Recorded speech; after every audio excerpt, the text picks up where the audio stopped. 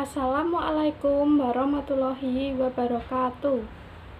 Halo teman-teman, perkenalkan nama saya Kurnia Nanda Fajrin dengan NIM 210611100073 dari kelas 2C Prodi Pendidikan Guru Sekolah Dasar Fakultas Ilmu Pendidikan Universitas Trunojoyo, Madura. Pada pertemuan kali ini, saya akan melakukan praktikum sederhana, yaitu tentang gaya gesek dan gaya pegas. Namun, sebelum saya memulai praktikum sederhana, saya akan sedikit menjelaskan tentang gaya. Apa sih yang dimaksud dengan gaya? Ya, gaya adalah tarikan atau dorongan suatu kekuatan yang mempengaruhi keadaan suatu benda. Gaya ada banyak macamnya ya teman-teman. Ada gaya gesek, gaya pegas, gaya gravitasi, gaya otot, gaya listrik, gaya magnet, dan lain sebagainya. Gaya juga terdapat dua jenis, yaitu gaya sentuh dan gaya tak sentuh. Gaya sentuh yaitu gaya pada dua atau lebih benda yang bersentuhan satu sama lain secara langsung. Sedangkan gaya tak sentuh yaitu gaya pada benda tanpa melalui sentuhan kedua benda tersebut. Itu tadi merupakan penjelasan dari saya mengenai gaya. Yang pertama, saya akan memulai praktikum sederhana gaya gesek terlebih dahulu. Namun, sebelum melakukan praktikum sederhana, saya akan sedikit menjelaskan tentang gaya gesek. Jadi, gaya gesek adalah gaya yang bekerja pada dua permukaan benda yang saling bersentuhan namun arahnya berlawanan dengan arah gerak benda. Gaya gesek termasuk dalam gaya sentuh yang terjadi karena titik kerja gaya bersentuhan secara langsung dengan benda. Gaya gesek terbagi menjadi dua, yaitu gaya gesek statis dan gaya gesek kinetis.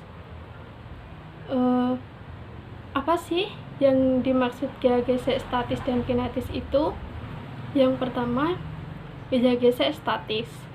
Gaya gesek statis adalah gaya yang bekerja saat benda diam hingga tepat saat benda akan bergerak.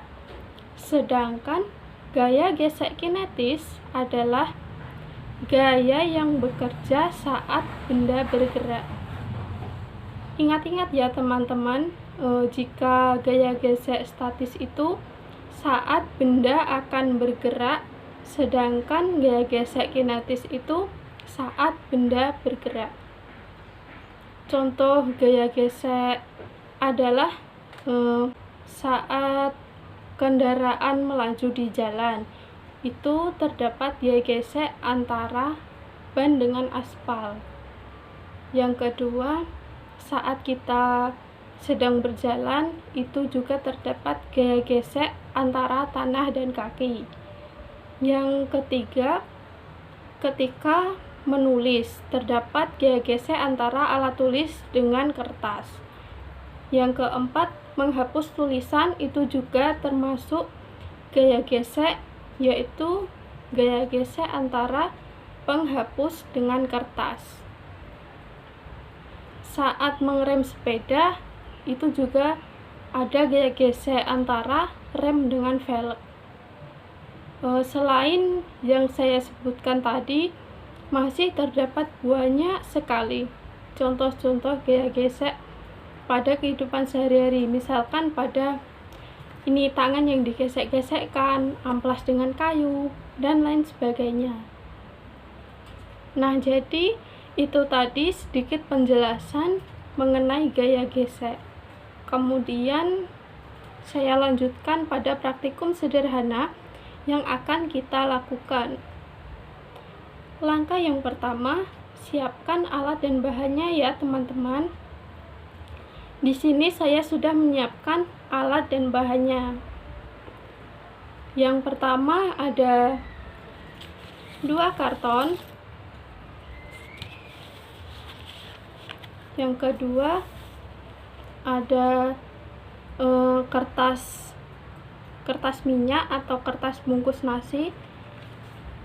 Yang ketiga ada amplas. Oh iya teman-teman, ini kertas minyak dan amplas ukurannya panjangnya 25 cm dan lebarnya 10 cm. Selanjutnya ada 2 koin, lalu ada paper clip atau penjepit kertas sebanyak 12. Selanjutnya ada buku ya teman-teman, tetapi buku ini opsional. Buku ini sebagai miringnya ini nanti. Kemudian kita lanjut pada praktikumnya ya teman-teman. Langkah yang pertama yang akan kita lakukan adalah siapkan karton dengan kertas minyak, lalu taruh di atasnya karton seperti ini, dan kemudian dijepit dengan menggunakan paper clip.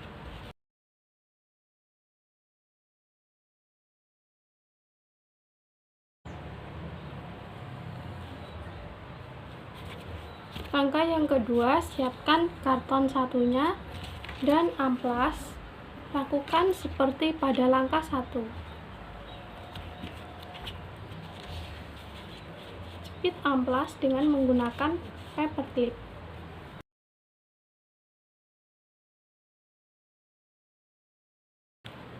Jika sudah, maka hasilnya akan seperti ini. Kemudian kita jatuhkan 2 koin dari kertas minyak dan amplas secara bersamaan dengan kemiringan menggunakan buku.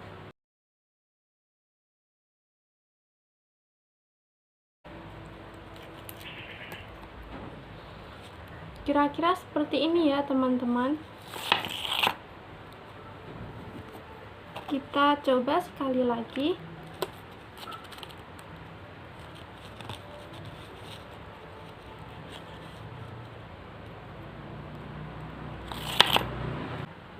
Jadi, teman-teman dapat melihat perbedaan dari koin yang dijatuhkan dari kertas minyak dan amplas. Jadi, koin yang dijatuhkan dari kertas minyak lebih cepat jatuh daripada koin yang dijatuhkan dari amplas. Maka dapat saya simpulkan bahwa semakin kasar permukaan benda, maka semakin besar gaya gesek yang dihasilkan. Dan begitu juga sebaliknya, semakin halus permukaan benda, maka semakin kecil gaya gesek yang dihasilkan. Jadi, itu tadi praktikum sederhana yang saya lakukan mengenai gaya gesek. Selanjutnya, saya akan melakukan praktikum sederhana yang kedua, yaitu tentang gaya pegas. Sebelum melakukan praktikum sederhana gaya pegas, saya akan sedikit menjelaskan tentang gaya pegas terlebih dahulu. Gaya pegas adalah gaya yang ditimbulkan atau dihasilkan oleh benda yang bersifat elastis. Gaya pegas termasuk ke dalam gaya tak sentuh. Contoh gaya pegas adalah pada saat menarik anak panah, menarik ketapel, penggunaan per pada spring bed, dan selain itu masih banyak contoh-contoh lain seperti pada trampolin, karet gelang yang ditarik, dan lain-lain. Selanjutnya, saya akan melakukan praktikum sederhana yang kedua, yaitu tentang gaya pegas. Yang pertama kita akan lakukan adalah menyiapkan alat dan bahannya ya teman-teman. Alat dan bahannya yaitu kayu yang bercabang berbentuk huruf Y, karet cacing atau pentil 6 buah, potongan kain kulit, bisa bekas tas, baju, atau sepatu, dan lain-lain. kertas atau kerikil, gunting atau cutter. Langkah selanjutnya adalah lubangi kain kulit dengan menggunakan gunting atau cutter.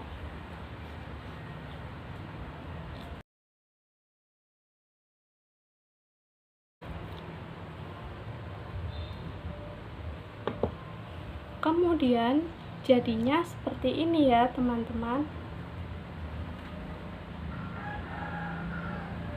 Ini lubang dan ini.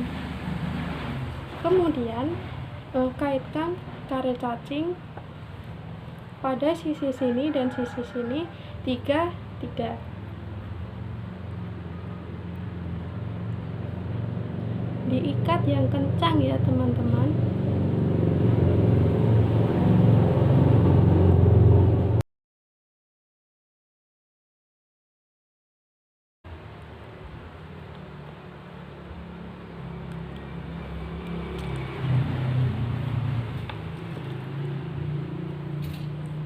Lakukan yang sama pada sebelah sini.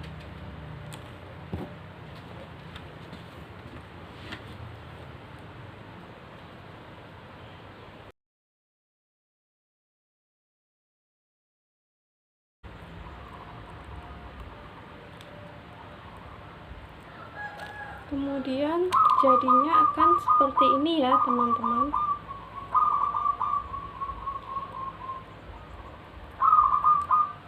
Lalu kaitkan pada sisi sini dengan kayu bagian atas ini.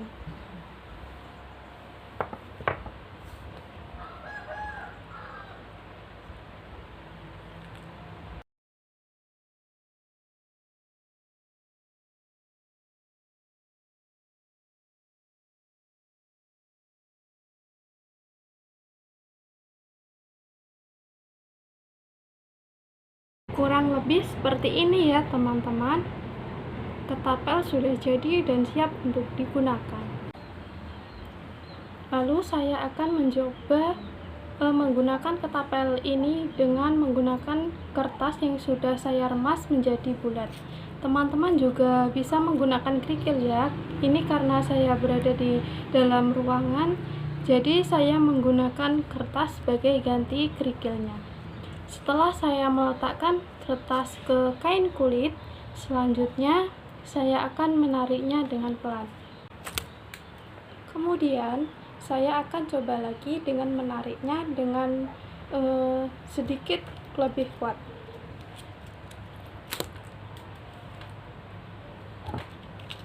Dan yang ketiga, saya akan menariknya dengan sangat kuat.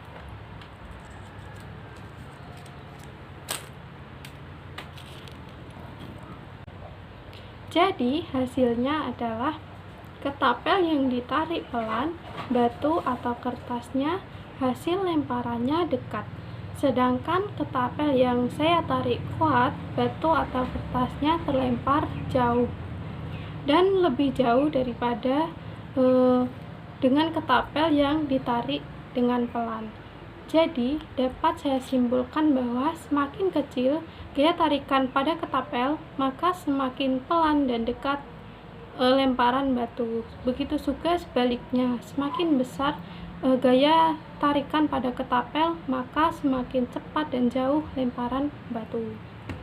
Itu saja yang dapat saya sampaikan. Mohon maaf apabila terdapat salah kata-kata. Wabillahi taufiq wal hidayah. Wassalamualaikum warahmatullahi wabarakatuh.